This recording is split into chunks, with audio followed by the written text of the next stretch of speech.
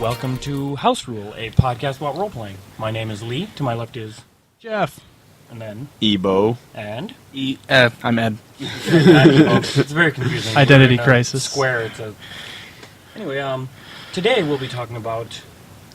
First we have the news coming up, brought to you by our good friend Ebo, not Ed, and then after that we're going to be talking about a Game1 segment we did for Pathfinder, and then a roundtable discussion about rotating GMs in role-playing games. With the news, I bring you Ebo. No news is good news. You're welcome. All right, this is our Game 1 segment where we're going to take a game that we haven't played before or have very limited or weird experience with, and we're going to play it and then give our first impressions of what we thought of it. And this time, on this episode, we're going to do Pathfinder RPG. Which is, I'm going to call it a half-lie because we've played 3.5 D&D before. But like a lot of it. New. That's true. It's just like new, like 3.75. For those of you who don't know the storied history of the Pathfinder RPG, it's made by Paizo Publishing, and it's an extension and revival of the D&D 3.5 rules with a lot of updates and a lot of new stuff for your characters and games. And honestly, one thing that I'd like to mention right off the bat is that Pathfinder is alive, which is weird to me. They're coming out with new books this summer. They've come out with adventure paths, kind of like modules and stuff. Yeah, they're supporting it's a real thing, the which game a lot. surprised me. I expected it to be a book and not much else, sort of like everything else ever released for 3.5. The rule book is like 50 pounds of literature. It is humongous. We ordered off of Amazon because it was really cheap, and we got 3 of them. And I'll tell you, the Amazon package was hefty. You might be able to tell that we are currently recording on new mics, and I definitely knew which package was the Pathfinder package.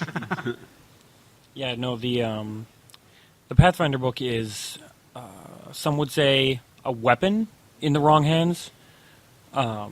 And I'm not just talking about if your GM gets his hands on it. I mean, if someone who broke into your house and you had the option to reach for like a knife or the Pathfinder book, you should probably reach for the book. I don't want to say too much more about the book itself, but the thing that we always talk about with Pathfinder, and I don't know if any of the actual recorded material we have laid down for this has survived our various tribulations, but the art in the Pathfinder book is extraordinarily good. It's Super excellent. Good. It really captures the what I would call the D&D adventuring feel better than some of the D&D art. I would say better than a lot of the D&D art. Really, really good and evocative. It is. They really put a lot of effort. Evocative. I think you're thinking provocative. There you go. Different vocative. Thinking evocative. I'll take all of the vocative. Did you just make a magic joke? Wow, we're cool. That's not a word. So anyway, the art in the book it's great. It's all very coherent. It seems like it was done by a fairly small group of artists. It looks great, and gets the whole point across very well. They did a few monsters differently, like goblins, which are awesome. Oh yeah, goblins look like little evil jack-o'-lantern people. And I love the new goblins. The frog Hemoth is Entirely new monster.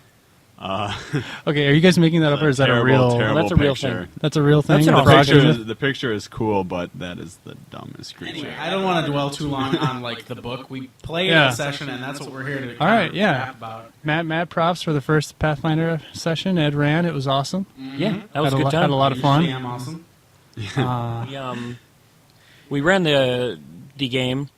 We're using Pathfinder for a rotating GM scenario that we're doing. We made up our own setting and everything. It's sort of like a steampunk fantasy thing. Hopefully you'll be hearing a lot more about this because we're planning on doing this for an extended period of time. But and the idea was that we wanted to have a character and story-driven game where people are, rewarded for role-playing and rewarded for fighting equally, depending on what they do. And it turned out great. We decided to use Pathfinder because we thought that the customization options were a little bit more robust than 4th edition D&D has. And You know, I mean, I was a little worried that it would really be... dig our teeth into the story. Yeah. I thought that Pathfinder was a better fit. I was a little worried that Worked we out. wouldn't. That definitely worked out.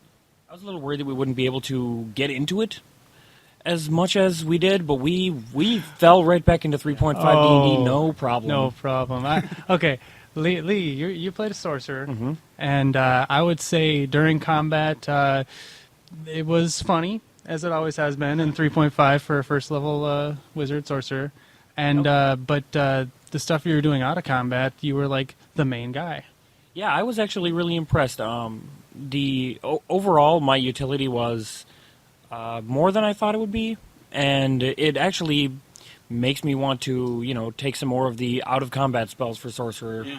just because they get a lot of them. And when you get to higher level spells too, you'll get more options that are one or the other. Like Charm Person is kind of like, if you're already hitting them in the head with an axe, they're not going to fall for it. But you'll get some stuff that can go one way or the other.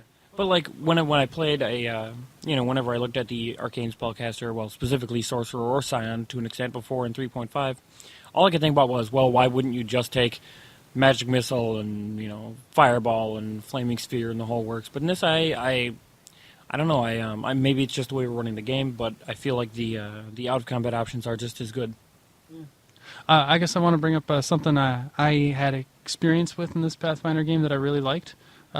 They have taken all of the 3.5 aspects, and if you've heard anything about Pathfinder, you've heard about this, such as grapple, disarm, trip, sunder, all of that. They've taken it. They each have their own little system, but they're all based on the same role, and it's called combat maneuvers.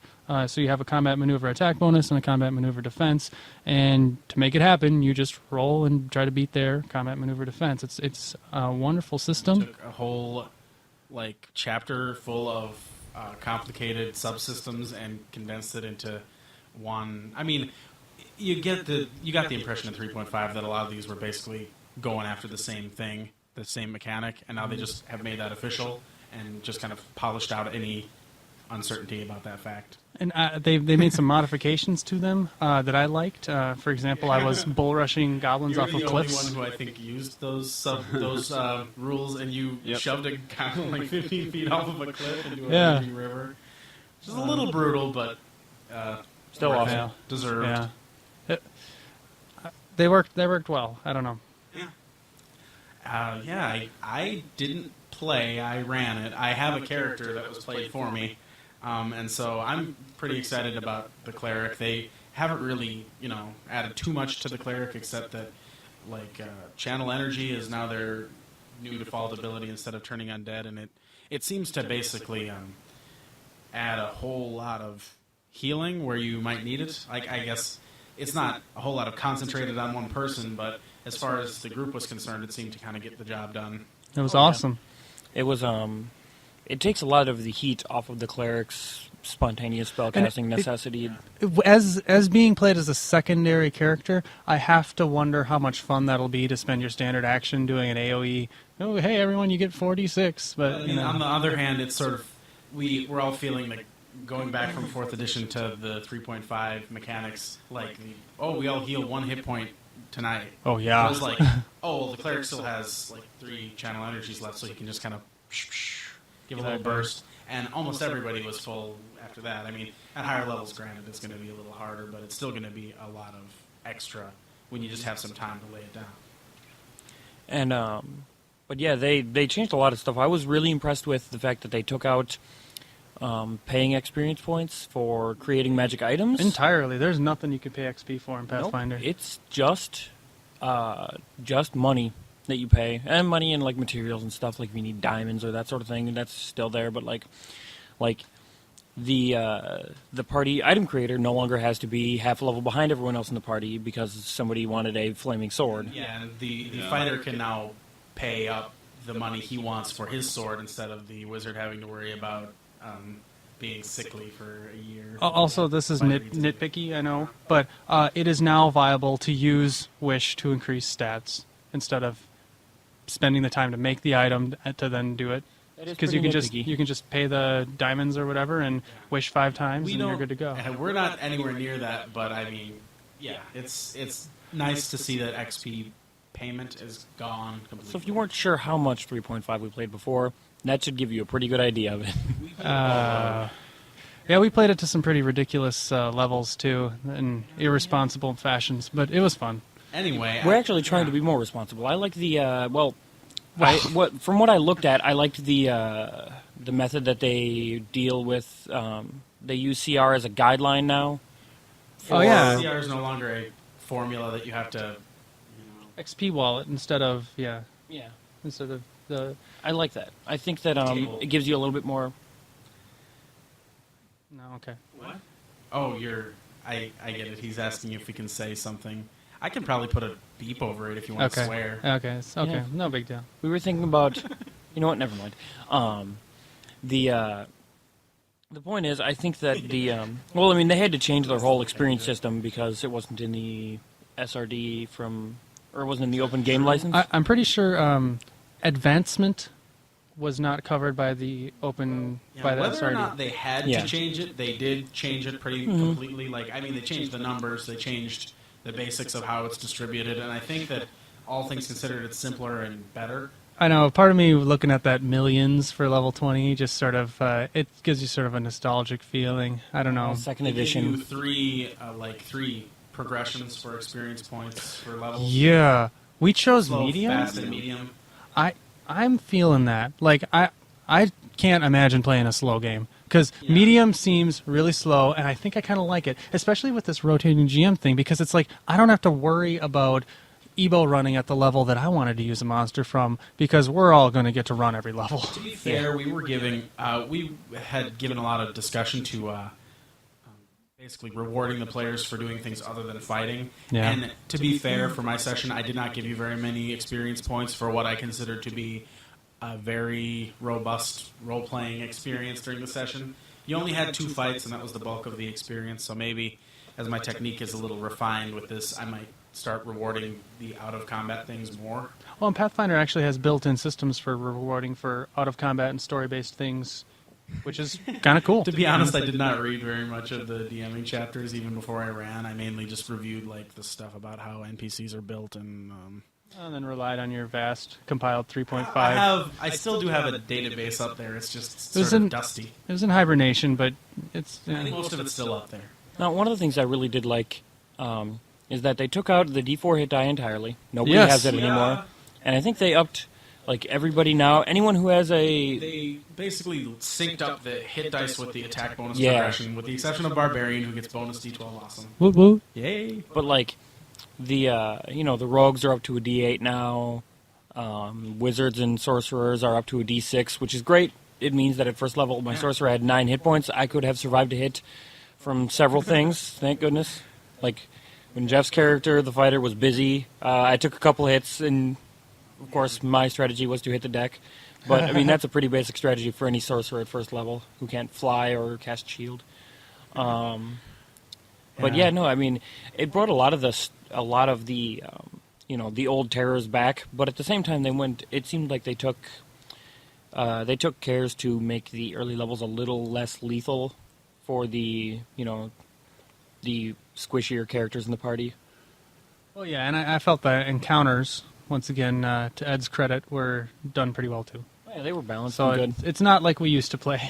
They added some survivability too in Pathfinder, like the threshold beyond 0 hit points that you can go before dying is a little bit bigger. I think it's your Constitution score. Oh yeah, that was an alternate roll in 3.5. Yeah, I think also I gotta review this because I didn't really read it very carefully. I think that there's something where you can make Constitution checks to stabilize yourself automatically. Which makes you a lot more survivable. You can take a feat to automatically stabilize just every time. Also, they've added a lot of things that make it easy to stabilize someone, like a 0-level cleric spell, which you can use any number of times per day that just stabilizes you. Or I think there's There's a lot of stuff. something else. Isn't there something? There's a trait. There's a trait, Oh, Sacred yeah. Touch. They added traits. Traits aren't in the core book, but they're Right. pretty much woven into the Pathfinder campaign setting, I think, and so They're going to be... you can get the Yeah. information on the Pathfinder SRD online, so we just started using it before it Those was will be published. But coring up come the Advanced Player's Guide. I really basically- like those.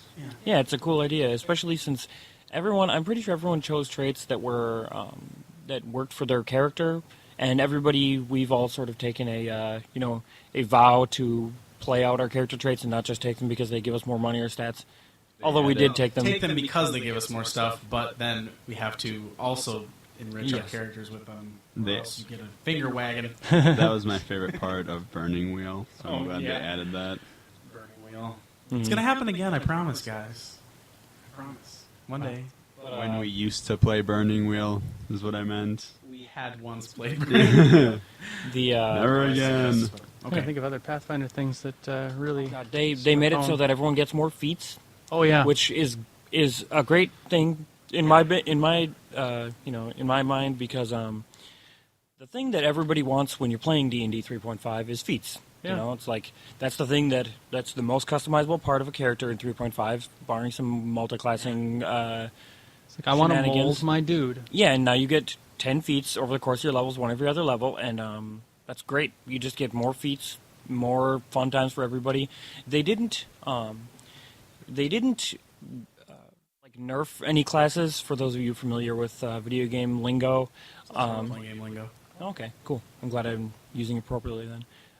Anyway, they didn't nerf any classes. It seems like they just boosted all the classes that a lot of people thought were weaker up to the power level of, I would assume, sorcerer and wizard, because those are the check classes that got changed the least. Druid. Clerics. Sorry, not sorcerer. I meant druid and Clerics wizard. and druids are the beasts of 3.5. And Druids and wizards got the least changes, I think. no, I mean I think that they both got a number of changes. Like the majority of the classes that I don't want to say the majority of the classes. A lot of classes, wizard, cleric, sorcerer are coming to mind specifically. They have like a specific thing. Like clerics have their domains. Wizards can specialize in schools.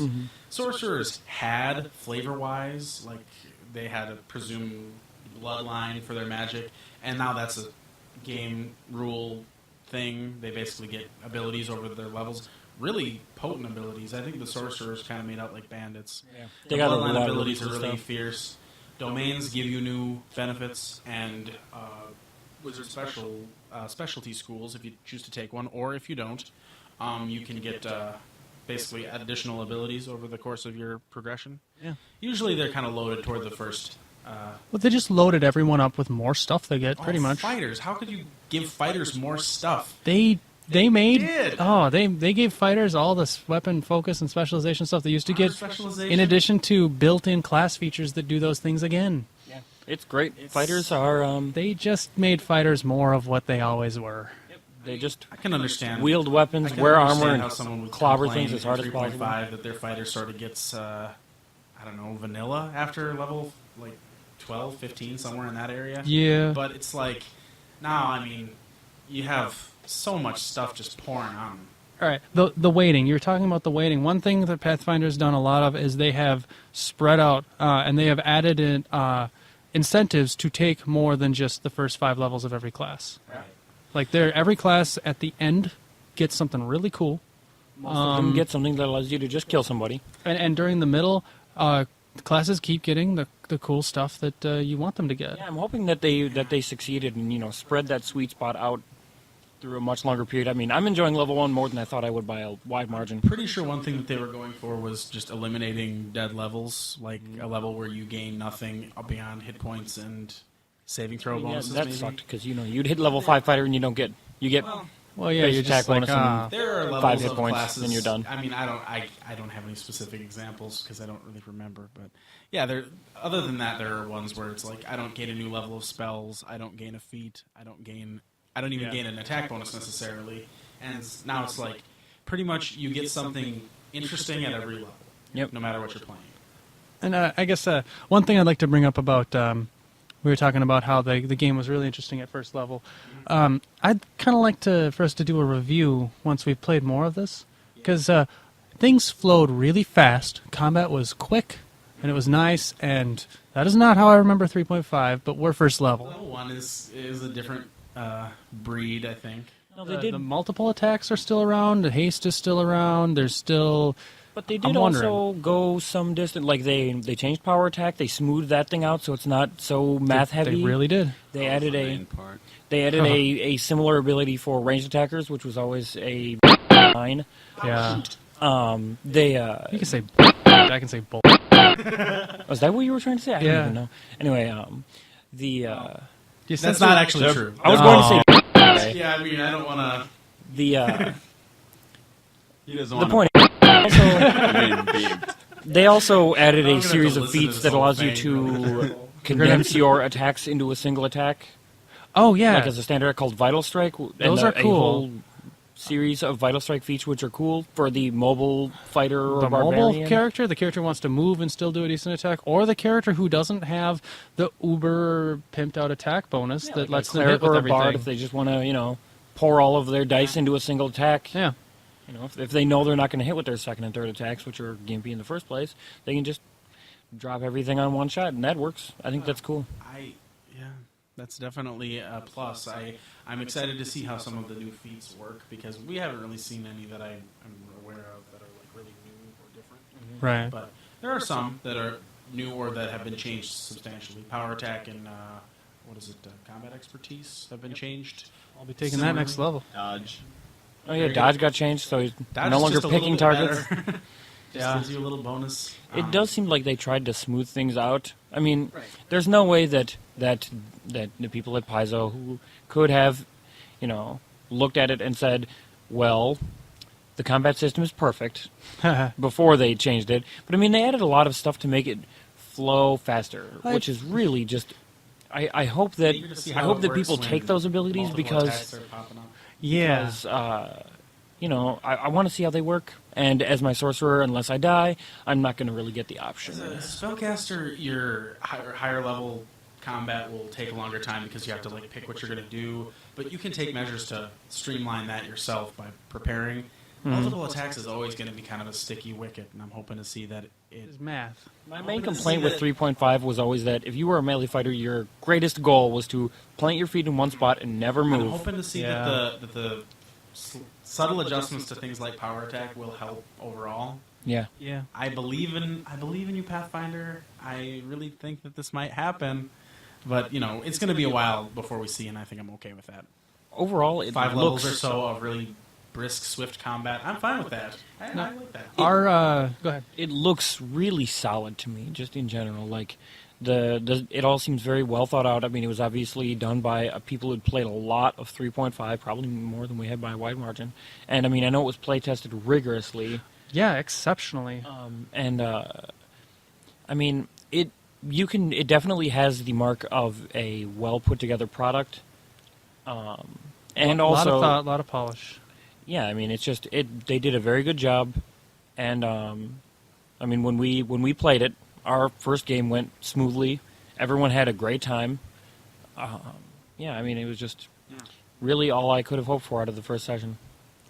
I'm excited to see how higher level play goes. That's really what's gonna, in my mind, turn the tide on this, whether it's what I want it to be or not. And I think what we're probably bound to see, and I think that this is probably what has kept so many 3.5 games in our group going for so long, is that by the time we reach the point where it becomes difficult, we'll be attached enough to the game and to our characters that we're going to want to weather anything that comes. Yeah. But, here's to hoping that Pathfinder is going to, put a little bit better spin on it.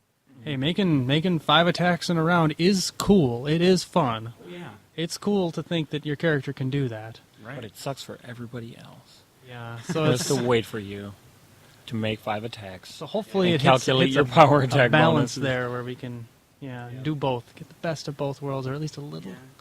From a GM standpoint, I looked through the bestiary a little bit preparing, and it looks great. The art is similarly great. The stat blocks are like the newer style stat blocks that you would see at the end of the 3.5 run, I think. Monster Manual 4 and on, I think, is when I started seeing them in books. They look good. They're, pretty big but thorough. They added a lot of new flavor for a lot of familiar monsters that I really like. I look mainly at goblins. First session, Goblin Snatch. Yeah. And so, yeah, I really like the kind of personality they give to goblins, and a lot of the monsters that just looks like they, added they have their own Pathfinder Chronicles campaign setting, so that's probably, the way things are in that setting, and a little bit of. That's fine. I like it. I think one of the things that, stuck out to me as something we would never use, but now that I've played it, I think we might, was the fact that it's supposed to be. I mean, it does use the 3.5, system, so it is compatible with 3.5 printed materials, more or less. I mean, a little bit of tweaking, and I'm sure you could make almost anything just fit right into a Pathfinder game. Yeah. Like your old 3.5 monster manuals, 3 through 5 would be fine. Well, yeah, I think what the compatibility the developers claim is a bit overstated. I mean, there's a little more thought into some of these things converting that you'll have to put in. It's not I don't simple think that pimple, it's, but it's like It's not what? plain and simple. plain and simple. There we There go. you go. But Someone at work I work with says that. Sorry. I don't know. So we've had a number of discussions about like how deprived we feel with no warlock anywhere around. That's mostly me. And well, I mean, it was at least echoed by a number, and I just think like that is probably not instant, but it would be easy enough. Right. It And would yeah, be if my easy sorcerer enough. dies, I'm going to convert warlock. But yeah. Duh. Yeah, I mean, and a lot of prestige classes from old things would probably be workable. You just If you want to play the Wayfarer guide, yes, But you don't. Oh, yeah, one of the things was Pathfinder has, I think, 6 prestige classes out of 11 that rely on arcane magic. So you might want to look into I mean, other prestige classes. To be fair, it's got like the same prestige classes as the 3.5 DMG had, Yeah. with one addition and 1 or 2 subtractions. Yeah. So I mean, it's more or less the same familiar things. On the upside, they've removed arcane spellcasting from the assassin and made it just more or less Thank you. stabby. I like that. I really like the focus they've put on the main classes, though. Yeah. Yeah. Playing a class to 20 levels, not so bad. You get a lot of cool stuff for playing a class all the way. I find in 3.5, and I doubt this is going to be different in Pathfinder, it's just a side bitch. It's just sort of like... I keep thinking Guys like... just tossing it all over the place. the prestige class thing, it's like every group in the world you want to be a part of, it's assumed that you're joining a prestige class or something, and I thought that got old, like I just want to be a fighter sometimes, Yeah, and I mean, fighter in 3.5 kind of came to be like a filler. like a weapon master. It's or like a, yeah. this is the class that you take a level or 2 of to get the proficiency with all martial weapons that you need, yeah. or to get Or a feat or base attack to bonus. qualify for a base attack bonus prerequisite that you need for a class. See, and myself, when I had looked back over my 3.5 career, I found myself playing more classes all the way than using prestige classes. I could think of a very small group of characters that I had who used prestige classes, like 2 or 3. And so, I mean, as a person who tends to play a class at 20 levels, I really love the additions. Like, if you play a class when you get up to like 15, 16, that area, Yeah. it isn't just, oh, well, all my cool abilities were before 10 and now I'm done. I'm just playing it for spellcasting. Like, you get cool new abilities and stuff pretty much for everybody, and I like that. And how? Huh? Yeah, I mean, I don't know. That's pretty much all I could think of for. pretty much. That was a lot of Getting fun. more agreement noises to make. Mm-hmm. Yeah, I thought I had something, but it's gone. It was just gas. All right. So game 1 of Pathfinder, I had a lot of fun. Yeah, it was a good time. Me too. I'd do it again, probably next fun. weekend. Absolutely. What are we gonna play? Jeff. Oh, yeah, Jeff opted to run this time, so... Yep. So the heat's off me, thank goodness. Oh, the other thing I was going to talk about was... It wasn't just gas. well, first of all, we've got Ed's a cleric. Lee is Sorcerer. a sorcerer. Jeff is... Fighter. And I am a ranger, the variant from Complete Champion, because I don't really like the spell casting of the ranger. Yeah, I think that's pretty much it. Well, we have our friend Sean, who we've talked about before. He's playing a rogue. Ed's significant other is playing a bard. Halfling bard. And, Which is more possible than ever. Oh, right. Two more things, actually. Oh, The first one was that whoever is GM, they can either play their character or they can have someone else in the party play their character. which is either good or bad depending on how you think of it. The reason we did that was because we didn't want any characters to be put in our bag of holding or getting And drunk at a bar. We'll just put the bard in stasis for the next, 6 to 12 months. Yeah, I don't want to give anything away, but if someone chucks my hatchets into the abyss when I run this next time, I'm going to be pissed. I know it's going to happen, but Don't have an abyss. And the other thing was there is permanent character death, which is something that we don't usually do. So the idea is that we wanted to try to run a more strategic and tactical game than one that we normally would do. And also to eliminate any traces of experience point payment or level loss that might be brought up by Raised Dead, which is more of an armpit than ever before in Pathfinder. yeah, It's just, it doesn't really fit with our style, and I think that we've been vocally campaigning for a while to really care about our characters' lives, and it just isn't possible when you come back from the dead. I think the setting ramifications of True Resurrection, Raised Dead, Resurrection have always really plagued our games in a major way. Well, yeah, I mean, I think the thing that was the dumbest about any epic game that we would run, which we have run tons and tons of, was that if you did not have somebody with the ability to bind a soul, if you kill a god, that god's just coming back probably tomorrow. On the one hand, that was kind of entertaining, but it's just sort of like we would get to a point where our characters would be going to the same NPC who can cast True Resurrection, and he would scold us and say, "I can't keep doing this for you guys. This is the last one," and it never was the last one because someone would just die again. Yeah. I mean, honestly, I would have relished a setting where the villains came back from the dead sometimes, because it just in all but a few exceptions, it just didn't ever seem to be on our minds. Mm-hmm. I remember there was a couple of times where we're like, well, this might just come back. Well, we should bind their soul, trap souls. Yeah, That's- we had a whole collection of really trapped nasty souls. necromancy we're doing for good. We had a whole collection of trapped souls in a couple games, Jeff. Yeah. Well, I think this will work and be a lot of fun. That you're right, and I don't have anything particular else that comes to mind about Pathfinder, but it was a good first session. Yeah, the Game system one, is solid. success. Good times. Next up is our roundtable discussion for the day, and this time we're talking about rotating GMs. As we kind of alluded to earlier, we've started up a Pathfinder game where we're going to switch from one GM to another and run sessions with each of us taking a crack at the storyline. Because each of us is very good at GMing. And this is sort of old hat with us anyway, because we've done this once before in our storied history together. And so, yeah, we have a lot of data from the past and a lot of hope for the future of this project. But yeah, I think that, just a little bit about the whole concept is kind of what we wanted to bring up. Well, the first time we ever did a rotating GM experiment, I'm going to call it, we did it with 3.5.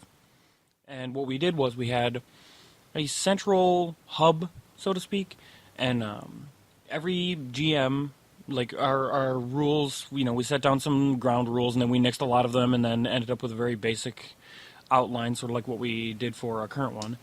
And the idea was that none of the GMs could do anything that took place in our hub. And, it was like a safe haven where you could just buy items, introduce story arcs, whatever, but everything that actually happened had to take place in your own little world. We called it Voidwalkers. Each GM had a portal that led to, or several portals, depending on the person, that led to their world. And everybody ran their own individual game, with just the same players throughout. Yeah, really, I think this version, it's a one very viable, fun way to do a rotating GM game. But it's kind of like, think about like a video game, every GM has their own separate universe, but you get to have the same characters from episode to episode, or maybe more like a TV show. Yeah, go to different places. A TV show. Yeah, I would also call this the easy version of this project, because it was just, we wanted to play a game, and we didn't want to wait. And we didn't want to worry about the complicated baggage of an ongoing story where we were all putting in our input. Mm-hmm. And so we just had basically a number of ongoing stories all at once, none of which touched each other in any way. It was very episodic. It was fun. Simple. It was very, very simple. You never got attacked in the hometown. There was no crime or any sort of strife there. It was Really nice place to be. I don't see why we ever left. yeah, no, we made bad choices. But I mean, it was fun. We ran it for like 18 levels. Something like that. Yeah. It was a good time. The current one that we're doing is much more involved. We decided to have an ongoing story that each GM shares, so we don't have a lot of each GM doesn't own anything in particular. We pass it on to the next GM at the end of every session. A lot of cliffhanger endings for every session, which is actually pretty cool. Yeah, I mean, we've only done 2 sessions so far, but I'm kind of already psyched about how it's sort of shaping up.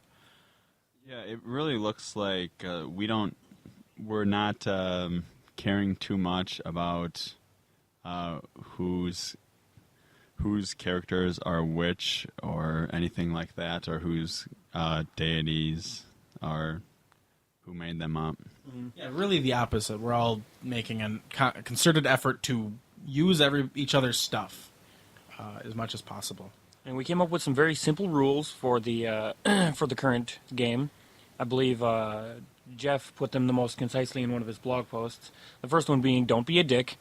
That's the most important rule, I think. Well, I think that stands to have a little bit of explanation. We kept going on and on about when you're talking about doing a rotating GM game with a consistent storyline, it's pretty easy for just about 1,000 problems with it to just rush into your mind.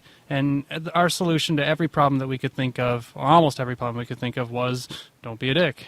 Yep. So far, I mean, like I said, we've only run 2 sessions, but we haven't had any dicking, which is great. yeah, and we're really talking about the GM when we're talking about this. I mean, the players probably shouldn't be dicks, but we're really talking about the GM, like what would be an example? Well, what if one GM wants to run a game and they introduce an NPC who comes in, he's like a court advisor, and he's sort of a suspicious character, and he's up to a whole lot of lies, and then the next GM is portraying that character as a jolly old fellow who gives you free stuff. And so it's like all of the characterization that was given to him is stripped away in favor of a cartoon, in effect. That's sort of being a dick. And then you can't finish that up by going back to Ed and then having Ed just kill the character. Right. I just to get revenge on the person who... Killing NPCs PC, generated by NPC. other GMs is certainly not prohibited, but the whole idea is that it has to be a fate befitting the character. You can't just he actually he died.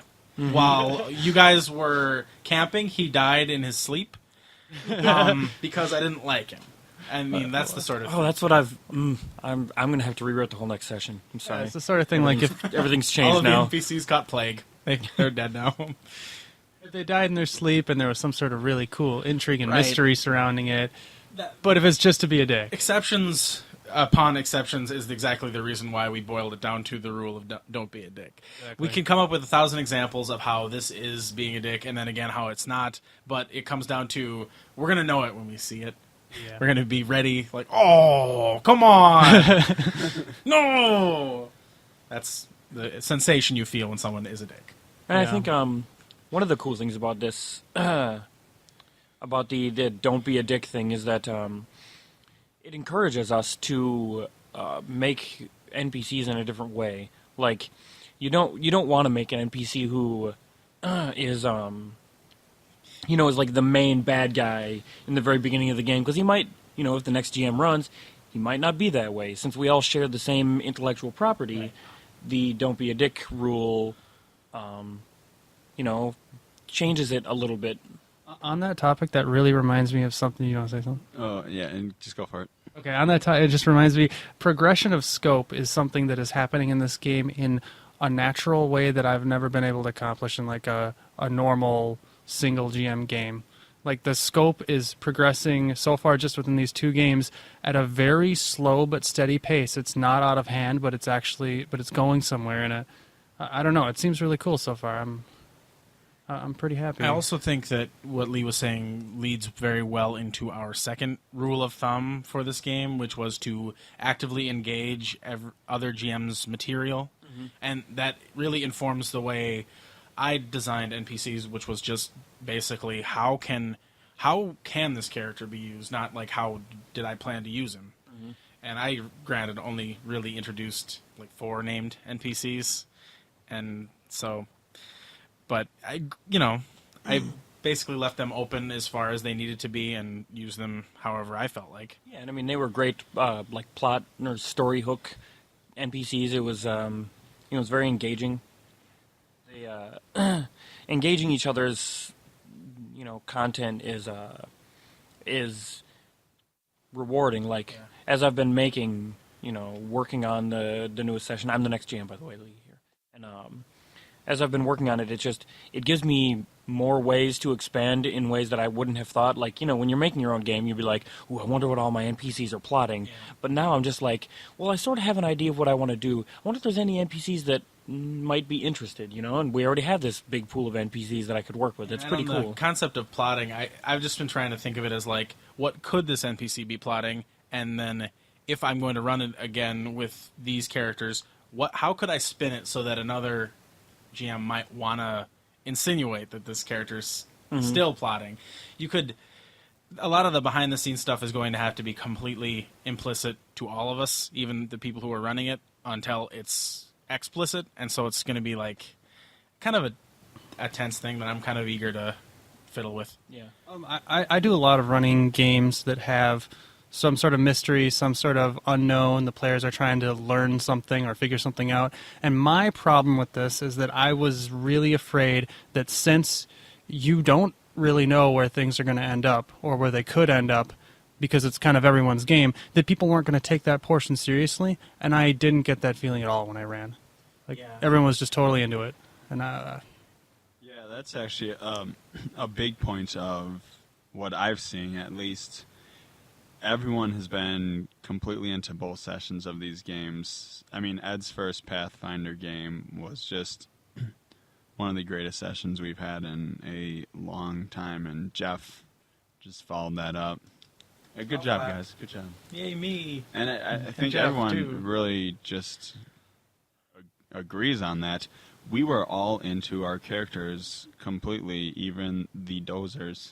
Yeah, something about the way, like the way we have the way we're running it, or our extremely simple rules encouraging people, but people are just bringing their A game to it. Also, the openness of the world, at least for me, made me more willing to just be bold enough to say exactly what my character's background was, because what does anyone else know what the world was like, Yeah, it's really easy to feel with how open we have been. It's really easy to feel invested in the world without a lot of effort, but still, still provide something engaging, and that's it's not easy to do, I think, but for some reason it just seemed to click when we ran this one.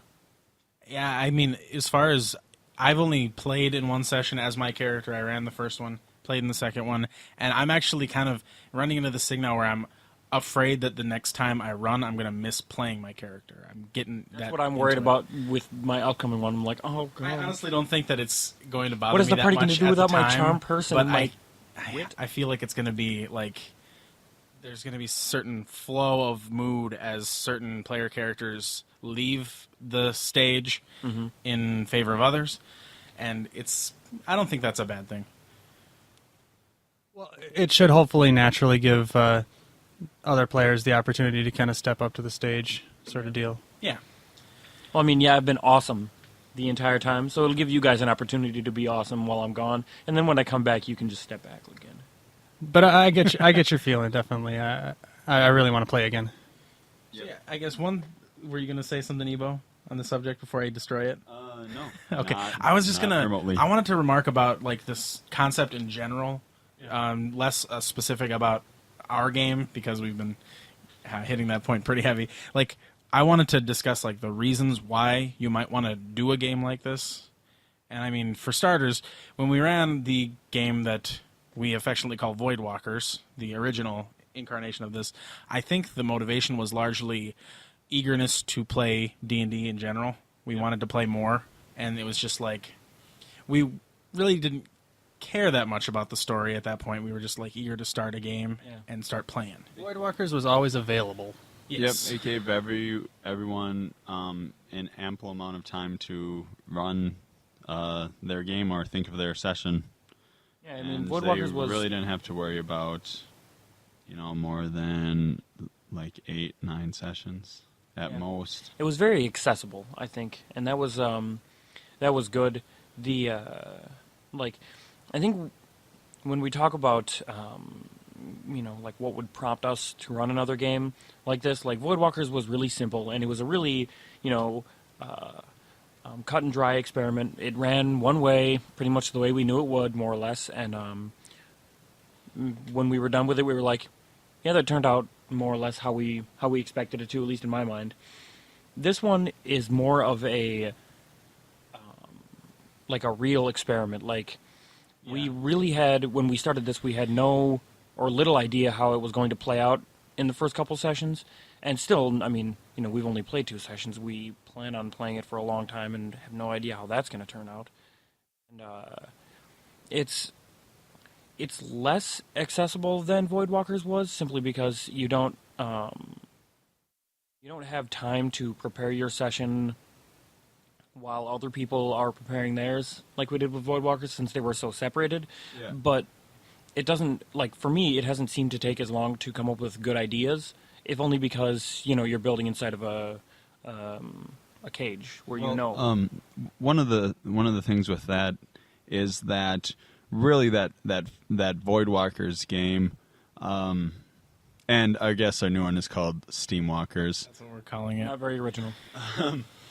The Voidwalkers game really just helped us figure out that we can do this, and it's really, with us, I guess, as a group, we like to push the boundaries on our comfort zones, and I think really that's what this game is all about. We knew what worked in Voidwalkers, what didn't work, and we incorporated that, and we stepped it up to something that's a little more chaotic, but a lot more exciting so far. Well, and I don't want to dig on Voidwalkers at all. Voidwalkers was a lot of fun, but we did start a second Voidwalkers game, which was exactly the same with new characters, and it just petered into boredom for the most part. Yeah, I think at that point it was enough already on the whole concept, and we were kind of, no one had run their own game in any real ongoing way in a while, right. And so it was time to get back into that. Well, and I guess, go ahead. Oh, do you think one of the reasons for the lack of enthusiasm with the second Voidwalkers was because the games maybe didn't have this like epic world feel that we normally have? Maybe it wasn't satisfying to people. I enjoyed the stories, but a lot of them were ended unfinished, weren't they? Or a couple of them? I honestly don't really remember. I know that mine. I wrapped up my stuff I pretty finished mine. completely.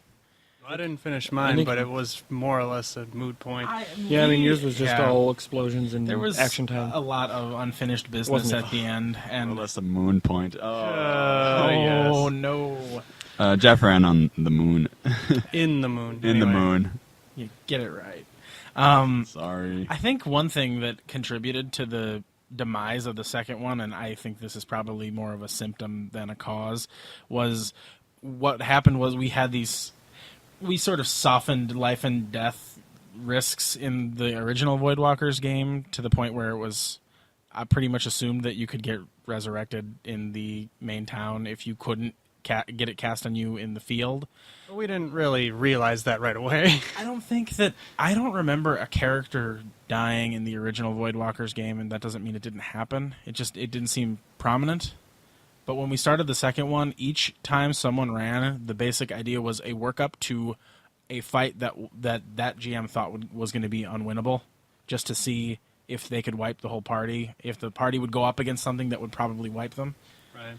And it was just sort of like a grudge match at the end of each session. In the last session of my game, I did kill 3 players. Okay, well, I didn't remember, because it wasn't like the same feeling. Like, it was like, we were actually concerned about our characters dying and then being resurrected, but in the second Voidwalkers game, it was very much like, are we all going to die in this session? Is this finally going to be the one where we all die? Yeah. Yeah, my idea was... No big deal. Like I ended up just doing short sessions with the option of having a really hard fight at the beginning or end or middle. Essentially, it was a bulletin board of stuff to do. And I'm like, well, there's a level 5 really difficult thing that's labeled Black D or something like that. Yeah, So I it's remember like, that. You know, maybe you guys want to fight it, maybe you don't want to fight it. But I think the point is that we got kind of it seemed to get stale. Like I said, I think that what I mentioned was more of a symptom, more of a symptom. We were doing that because we were already bored, Yeah. and we were bored just with like, it, definitely. let's push this and stretch this as far as it goes. And I think if we do decide to run another one, like I don't know if we're going to run another one of these right afterwards, or if we're just going to keep on going with this one. But I imagine that Shadowrun. it would still be more compelling than the second original Voidwalkers. I think after having run 2 in a row, we would be more leery of it and more, I don't know, we'd watch out to make sure it was different enough, I think. I definitely want to take a break from it. On Like, the one hand, I think that personally. It's not gonna end anytime soon. probably No. won't and shouldn't do another one right afterwards like we did before. But at the same time, I think that there's no way that if we were to do that, it would be another one of the same thing. At least don't get the same breed of puppy. That's all I got to say. Why do you hate puppies? Get I don't space understand puppies. this. Space puppies. Space puppies. I agree with on space planets. puppies. Okay. But in short, I would say I think, especially after having done the sort of modular, rotating, single session sort of venture things, I think this story is going to be more compelling to us. Not because it's naturally more compelling, but because we've already done the other way. Yeah, I mean, and we all trust each other to run good stuff. I mean, I don't feel nervous at all passing on my stuff to you guys. You know what I mean? And What you mean, exactly. it's very, as much as it's this type of game is out of our normal comfort zone, it's still pretty comfortable to me just because of the people I'm running with. And I don't think I would really recommend this type of game to people who aren't comfortable with the other people around. Right. If only because you have to be willing to put your intellectual property on the line every session. Well, here's a question. Have you guys, so far, since you've all worked on the game and I haven't, have you actually had any nervous thoughts relating to, like, oh my God, this guy might die, someone's going to kill him off or something? I had a nervous thought the other day when we had a player come into town and play with us, and I gave out treasure for the amount of players present, and then realized when he goes, you guys are just going to keep it. And so I started thinking, ooh, maybe I need to bring something up about that. But the next GM will probably just handle it. Whatever. Yeah, I had thought when you handed out the treasure, I was like, oh, that's kind of a lot. Okay, I can just think he gave us that much. I can just but let maybe up I'm on it just a little greedy. bit. Like, if I feel like I can just let up on the treasure throttle a little bit, and then it all balances out.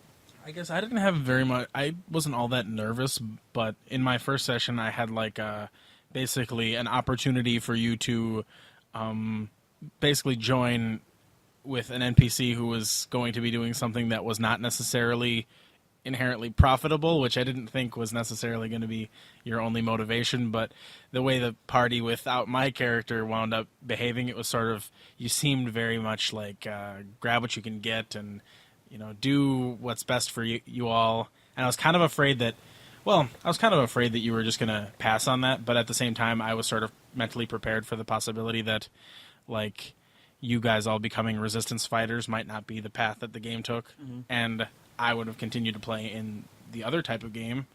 Well, yeah, I mean, it could be like I can think of, I don't know, 3 or 4 different ways that could have gone that would have all been compelling and cool to me. Another source of nervousness I got as the second GM is because I really felt like Ed set the tone of the entire game, and it was my job to set the tone of rule number 2. And I was nervous about that.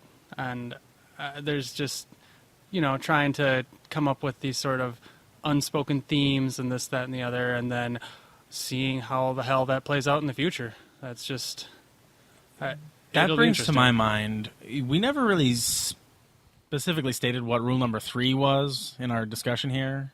Rule number 3 for our current game is don't take matters into your own hands.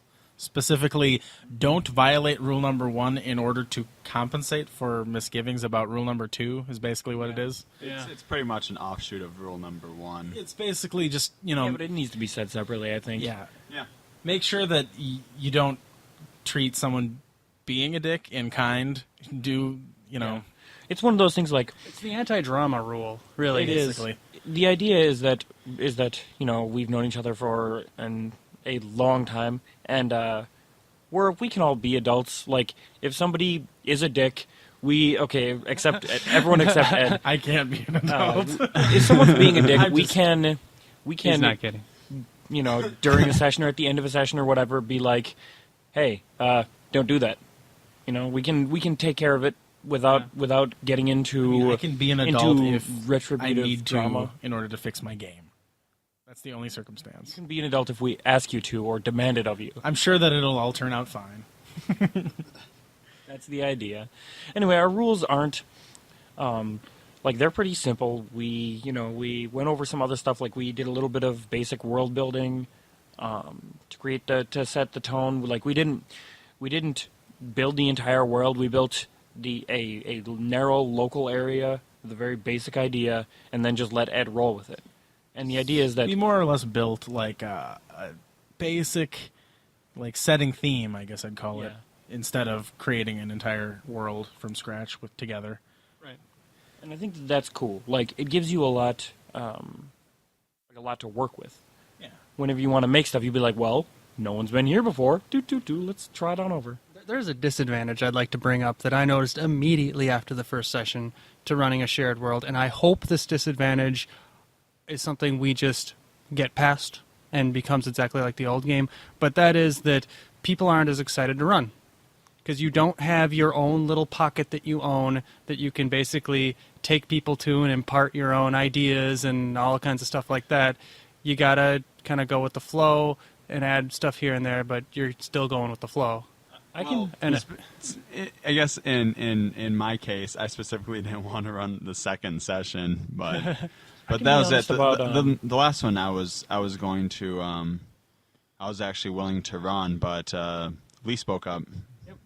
So and part of it is that I don't know about the other people. Well, both times we've asked who's running next, there's sort of this resounding silence, and I will admit, after Ed's session, I was thinking, I'd like to play again. There were 2 things that contributed to that for me. First of all, I wanted to play again, and second of all, I wasn't sure that I had a good enough idea to keep it going. You know what I mean? Like I didn't have a really solid idea immediately that I thought would be interesting for the third session. But when I thought about it a little bit more, I'm like, yeah, I think I can come up with something cool. And then I spoke up about it. But I don't think it's necessarily a people don't want to run. I think it's people are nervous or apprehensive about it. Yeah, I mean, the first time, it took us a good half an hour to actually decide to have Jeff say that he would run.